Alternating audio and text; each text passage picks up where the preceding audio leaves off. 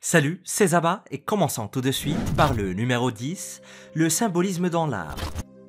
L'art égyptien est réputé pour son utilisation intensive de symboles afin de représenter l'essence de la vie, de la mort et de tout ce qui se trouve entre les deux. Les relations intimes et la sexualité occupent une place très importante dans cette riche tapisserie de représentations. Dans l'Égypte ancienne, le symbolisme sexuel était omniprésent et souvent très explicite, offrant une perspective unique pour comprendre les perceptions complexes de la vie, de la fertilité et de la continuité. L'art, sous la forme de gravures hiéroglyphiques, de peintures murales ou de statues, offrait un récit nuancé de la sexualité. Par exemple, la fleur de lotus, motif récurrent de l'art égyptien, symbolise la renaissance et la régénération sur le plan sexuel, car elle s'épanouit et se rétracte avec le soleil. Les représentations subtiles étaient très fréquentes, reflétant l'accent culturel mis sur la vitalité sexuelle en tant que force vitale. L'imagerie explicite était également présente. Les statues représentaient souvent des dieux, des déesses et des pharaons en soulignant très bien leurs attributs pour symboliser leur autorité ou bien leur vigueur. Les murs des temples étaient ornés de sculptures représentant des rencontres intimes entre divinités, reflétant la croyance dans le pouvoir divin de l'acte intime. Le papyrus érotique de Turin est un exemple de représentation explicite illustrant le dialogue ouvert autour de la sexualité à cette époque. Ces symboles n'étaient pas seulement des représentations érotiques, mais incarnaient la relation complexe entre la fertilité, la force vitale et l'ordre divin. Ils soulignent ainsi le rôle puissant des relations intimes dans leur compréhension du cycle cosmique, de la vie et de la mort. Ce symbolisme dans l'art égyptien offre un aperçu profond de la façon dont la sexualité était perçue dans la société égyptienne antique. Une puissante force de création, un acte divin et un élément clé dans le voyage cyclique de la vie. Il influençait les normes socio-culturelles et les pratiques religieuses et a même façonné leur compréhension des rôles des hommes et des femmes et des relations conjugales. Numéro 9. Les papyrus érotiques égyptiens. Ces papyrus érotiques égyptiens sont de véritables témoignages explicites de la vie sexuelle de l'Égypte ancienne. Le plus célèbre d'entre eux est le papyrus érotique de Turin, dont on vient juste de parler, et qui date de la période ramesside entre 1292 et 1075 avant notre ère. Il présente une série de scènes explicites et constitue l'un des premiers exemples connus d'art érotique. Mais contrairement à de nombreuses autres cultures anciennes qui considéraient la sexualité comme purement fonctionnelle ou procréatrice, les scènes du papyrus érotique de Turin suggèrent une société qui appréciait également l'aspect plaisant de la chose. Les scènes représentent divers aspects de la pratique, souvent avec une pointe d'humour, montrant des hommes et des femmes s'adonnant à l'acte avec enthousiasme. Et bien que le papyrus reflète probablement le point de vue de l'élite plutôt que celui de l'Égyptien moyen, il indique qu'il existait un espace pour la célébration du plaisir, dans les classes supérieures en tout cas. Et certains chercheurs vont même jusqu'à penser que le papyrus peut contenir des références voilées à des comportements non traditionnels, ce qui suggère une compréhension plus large de la sexualité dans la société égyptienne ancienne que ce que l'on supposait auparavant. Et ces papyrus constituent des sources éclairantes sur des normes et des pratiques de l'Égypte ancienne, mettant en lumière une société qui considérait l'acte sexuel non seulement comme un acte de procréation, mais aussi comme une activité agréable empreinte à la fois d'humour, de plaisir, voire peut-être même de diversité. Ces documents soulignent la nature sophistiquée des attitudes de l'Égypte ancienne à l'égard de la pratique, reconnaissant et embrassant même la complexité de la sexualité humaine. Numéro 8. Dieux et déesses de la fertilité. Le panthéon de l'Égypte ancienne était rempli de divinités associées à la vie, à la mort et au monde naturel. Et nombre d'entre elles étaient surtout liées à la fertilité, à l'accouchement et à la sexualité, ce qui soulignait leur importance dans la société égyptienne. Et au centre de ces divinités se trouvait Isis, la déesse de la maternité, de la fertilité et de la magie. Isis était vénérée comme la femme et la mère idéale, souvent représentée en train d'allaiter son fils Horus, symbolisant l'aspect nourricier de la féminité et son rôle dans la propagation de la vie. Et aux côtés d'Isis se tenait très souvent Osiris, le dieu de la fertilité, de l'agriculture et de l'au-delà. Osiris était souvent représenté avec une peau verte, symbole de la végétation et du renouveau. On dit qu'Isis a ressuscité Osiris après qu'il a été tué par son propre frère Seth, renforçant ainsi le concept du sexe en tant qu'acte régénérateur et porteur de vie. Une autre divinité très importante était Hathor, la déesse de l'amour, de la beauté et de la joie. Elle jouait un rôle crucial dans les rites liés à la sexualité et la fertilité, et servait également de protectrice des femmes pendant l'accouchement. Enfin, Min, le dieu de la puissance sexuelle masculine, symbolisait la virilité et les prouesses sexuelles et très souvent représenté avec, disons, des attributs très en forme, comme vous pouvez le voir. Et son image était très présente lors de la fête des moissons où l'on offrait des laitues, oui, considérés comme aphrodisiaques pour obtenir une récolte abondante. Ces dieux et déesses de la fertilité reflétaient la croyance profondément ancrée des anciens Égyptiens dans le pouvoir de la sexualité et de la fertilité. Ils étaient invoqués lors des rapports, de l'accouchement et dans des sorts liés à l'impuissance ou à la stérilité, signifiant ainsi l'imbrication du divin avec des aspects personnels et intimes de la vie. Numéro 7. Éducation sexuelle. L'éducation sexuelle dans l'Égypte était bien sûr très différente des perceptions modernes, étant donné l'ouverture avec laquelle la sexualité était représentée dans l'art et la mythologie. Les enfants grandissaient dans un environnement où la chose n'était ni cachée ni stigmatisée. Les papyrus tels que ceux de Khaoun et d'Ebers fournissent toute une série d'informations gynécologiques, notamment sur la santé sexuelle, la contraception et l'accouchement. Ces papyrus médicaux, rédigés par des scribes érudits, étaient très probablement destinés à un public de professionnels ou de personnes de rang supérieur instruites. Cependant, ils nous offrent un aperçu des connaissances diffusées au sein de la population de l'époque. Le papyrus de Khaoun, par exemple, datant d'environ 1825 avant notre ère, est consacré à la santé des femmes, notamment à la fertilité et à la grossesse, ce qui témoigne d'une bonne compréhension de la physiologie féminine et de la santé en général.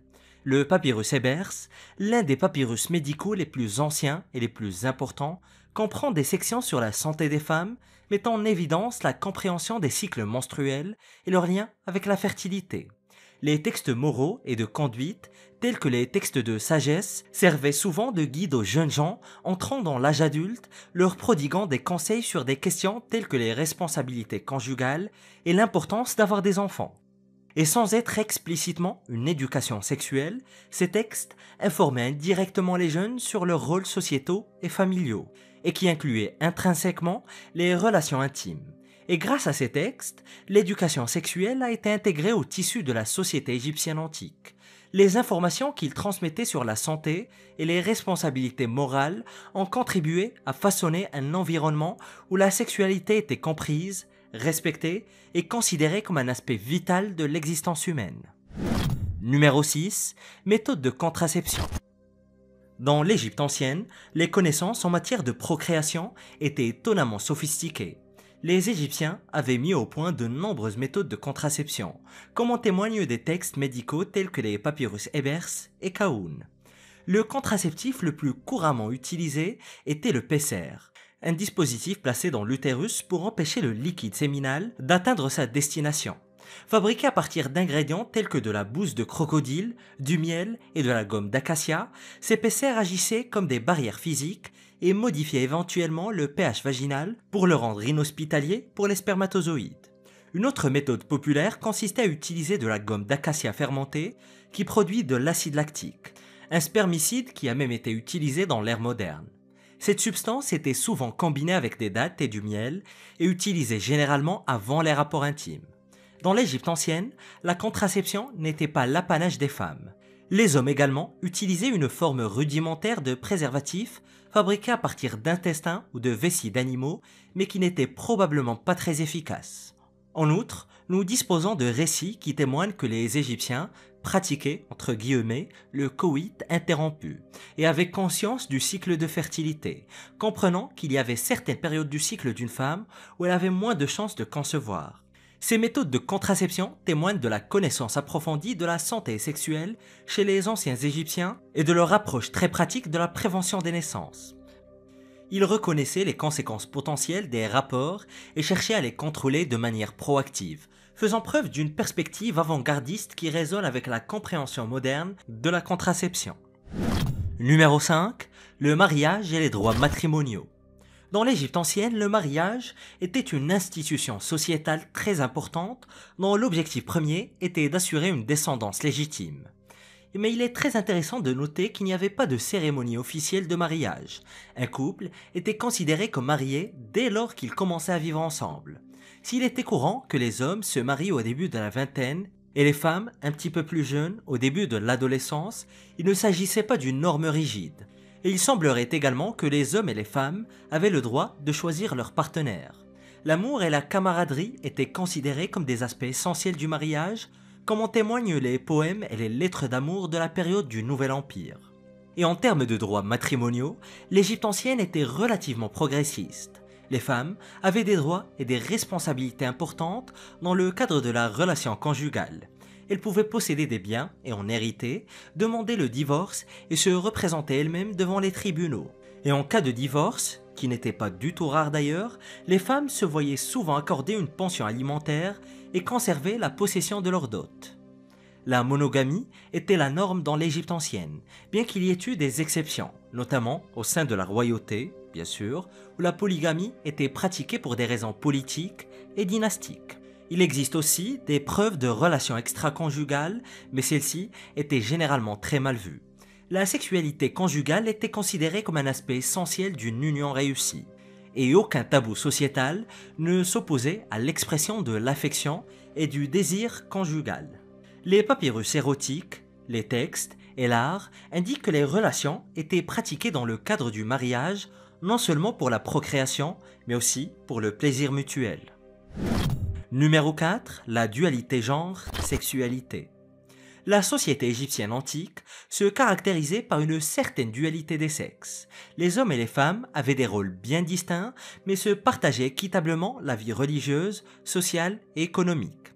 Cette dualité s'étendait à leur conception de la sexualité, le sexe étant considéré comme un acte mutuel faisant partie intégrante de l'équilibre et de l'harmonie de la vie. Mais les rôles des hommes et des femmes n'étaient pas aussi rigides que dans d'autres sociétés anciennes. Les femmes avaient des droits considérables et pouvaient occuper des postes importants comme prêtresses, scribes et même pharaons, comme dans le cas d'Hatchepsout. Cette structure sociétale a influencé la perception de la sexualité. La pratique n'était pas donc considérée comme une activité à dominante masculine. Les besoins et les désirs des femmes étaient reconnus, comme en témoignent les diverses méthodes de contraception et les discussions sur la fertilité et la santé sexuelle dans les papyrus médicaux. Et la mythologie de l'Égypte ancienne va d'ailleurs dans ce sens. De nombreux mythes mettent en scène des déesses fortes et sexuellement actives, telles qu'Isis et Hathor, renforçant la perception des femmes en tant que participantes égales à cette activité. Et malgré cette dualité, il est essentiel de se rappeler que les inégalités entre les sexes existaient tout de même. Les hommes occupaient principalement des positions de pouvoir et certaines restrictions étaient imposées aux femmes. Cependant, l'équilibre relatif dans le domaine intime indique un certain niveau de libéralisme dans l'Égypte ancienne, soulignant la nature nuancée et complexe de leur compréhension du genre et de la sexualité. Numéro 3. Les dieux et l'amour. Dans la mythologie égyptienne ancienne, la sexualité était un élément intrinsèque reflétant les attitudes de la société à l'égard de la pratique. Le mythe de Geb et Nout, le dieu de la terre et la déesse du ciel, en est un parfait exemple. Ils étaient si étroitement enlacés dans une étreinte sexuelle perpétuelle qu'ils ont dû être séparés par force pour permettre la création. Cette histoire souligne le rôle vital joué par la pratique de la sexualité dans l'ordre cosmique.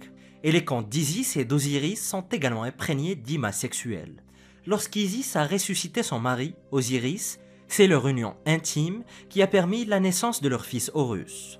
Dans une autre version, Isis se transforme en faucon, oiseau symbolisant l'amour passionné et la fertilité. C'est ainsi qu'Isis ressuscite Osiris en battant des ailes, ce qui, selon les experts, est une image imprégnée de connotations sexuelles. Hathor, la déesse de l'amour, de la beauté et de la joie, était souvent impliquée dans des histoires qui célébraient la sexualité. Il était connu pour son attrait érotique et sa capacité à séduire les hommes et les dieux. Ces mythes sont très instructifs car ils reflètent la conception qu'avaient les anciens Égyptiens de la sexualité en tant que force puissante et vivifiante. Et elle était très loin de se limiter à la sphère humaine, mais elle imprégnait le cosmos, sous-tendant le processus même de la création ainsi que l'ordre de l'univers. Numéro 2, l'au-delà. La vie après la mort occupait une place prépondérante dans les croyances des anciens Égyptiens. Ils considéraient comme un prolongement de la vie terrestre où les gens poursuivaient leurs activités quotidiennes, y compris les rapports intimes. L'imagerie érotique qui ornait les murs des tombes est l'une des preuves de cette croyance. Les inscriptions tombales et les pierres invoquaient souvent des dieux et des déesses de la fertilité, demandant la virilité. D'ailleurs, Osiris, le dieu de l'au-delà et de la résurrection, était également le dieu de la fertilité. Il était régulièrement représenté avec un phallus en érection, symbolisant son pouvoir d'apporter la vie et le renouveau. Le livre des morts, guide de l'au-delà, contient des formules magiques pour éviter l'impuissance et assurer la vitalité sexuelle dans l'au-delà. Il y avait également une amulette funéraire connue sous le nom de nœud d'Isis et qui symbolisait les organes génitaux des deux sexes et était portée par les défunts pour assurer leur puissance dans l'au-delà. Des figurines de serviteurs ou ushebti étaient enterrées avec les défunts pour les assister dans l'au-delà. Certaines de ces figurines étaient explicitement sexuelles, reflétant la croyance en une activité intime dans l'au-delà. Ainsi, dans la conception égyptienne ancienne de l'au-delà, le sexe était une continuation de l'existence sur Terre. Il faisait partie des activités agréables à pratiquer dans la vie éternelle, reflétant le rôle omniprésent de la chose dans leur vision du monde. Numéro 1. L'homosexualité non déclarée dans l'Égypte ancienne. Le sujet de l'homosexualité dans l'Égypte ancienne est très complexe et nuancé. Une grande partie de notre compréhension étant spéculative et basée sur des preuves fragmentaires. Et contrairement à d'autres aspects de la sexualité, l'homosexualité n'était pas ouvertement représentée dans les textes ou les œuvres d'art, ce qui laissait place à l'interprétation et au débat entre les chercheurs. Par exemple, l'histoire de deux fonctionnaires royaux, Nyankhnum et Khnumhotep, enterrés ensemble dans une tombe commune à Saqqara, datant de la 5e dynastie, entre 2494 et 2345 avant notre ère, est un élément de preuve bien connu suggérant l'homosexualité. Les œuvres d'art de la tombe les montrent dans des poses intimes, habituellement réservées aux couples hétérosexuels, notamment nez à nez, représentation d'un baiser dans l'art égyptien. Et si certains spécialistes suggèrent qu'il s'agissait peut-être de frères jumeaux ou de meilleurs amis, d'autres y voient la preuve d'une relation homosexuelle. Et dans la mythologie égyptienne, on trouve des allusions au désir homosexuel. Les aventures d'Horus et Seth, The Contendings of Horus and Seth, un récit de la 20e dynastie, entre 1189 et 1070 avant notre ère, raconte les tentatives de Seth pour dominer Horus en le séduisant. Toutefois, ces récits peuvent symboliser des luttes de pouvoir plutôt que des relations amoureuses. A l'inverse, le papyrus érotique de Turin, un document présentant diverses positions, ne dépeint aucune activité homosexuelle, ce qui pourrait suggérer qu'elle n'était pas communément acceptée ou reconnue. Il est essentiel de tenir compte du contexte culturel lors de l'interprétation de ces indices fragmentaires. Les anciens Égyptiens ne concevaient peut-être pas la chose comme nous le faisons aujourd'hui. Il est possible que les relations homosexuelles aient existé, mais qu'elles n'aient pas été ouvertement reconnues ou consignées comme l'ont été le reste des relations. Le peu de preuves et l'ambiguïté inhérente aux sources existantes font qu'il est très difficile de déterminer avec certitude l'existence ou l'acceptation sociale de l'homosexualité dans l'Égypte ancienne. Le sujet fait d'ailleurs toujours débat parmi les spécialistes, et de nouvelles découvertes archéologiques pourraient apporter plus de clarté à l'avenir. Mais en attendant, découvrez les plus mystérieuses découvertes et secrets relevant de l'histoire interdite en cliquant sur cette vidéo.